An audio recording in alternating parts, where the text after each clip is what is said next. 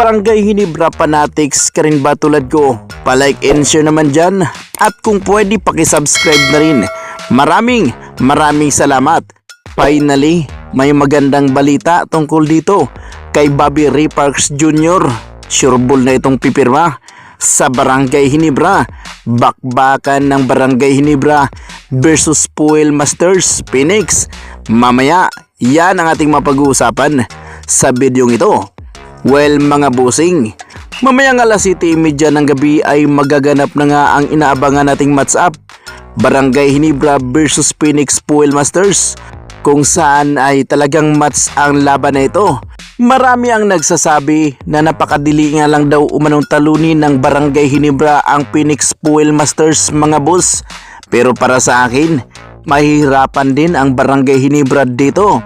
Lamang lang talaga ang Barangay Ginebra dahil ito'y mayroon ng advantage sa twice to beat mga boss. Isang beses na nila talunin ang Phoenix Fuel Masters ay sureball na pasok ang Barangay Ginebra sa semifinals. Kaya naman sa laban mamaya ang pinakamagandang gawin ng Barangay Ginebra, simula pa lang ay talagang tatambakan na nila ito ng todo. Dahil kita naman natin sa conference na ito na maganda-ganda na ang ipinagpakita ng Barangay Ginebra. Hindi kagaya sa mga nakaraan kung saan ay loose starts talaga.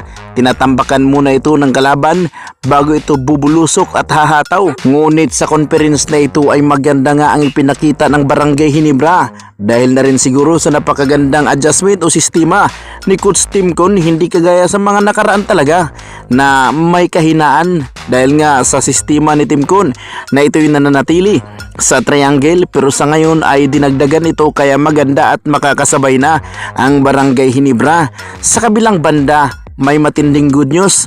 Marami ang naglalaro ngayon sa Japan B-League na ito'y titigil na doon, kagaya na lamang nila kay Soto at dito na rin kay Dwight Ramos.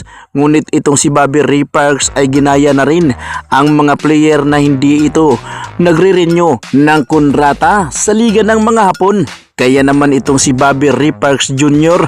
ay talagang kumpirmado na ito'y babalik dito nga sa PBA. Pero ayon sa pinakalitis report, ang Barangay Ginebra ay nakikipag-negosasyon na ito sa kampo ni Bobby Ray Parks Jr. Agad-agad nga nilang kunin ito si Bobby Ray Parks mga boss. Sa ngayon ang rights nito ay nasa Token Extra pang 5G pa. Ngunit hindi nga babalik si Bobby Ray Parks kung ito'y mananatili sa Token Takes.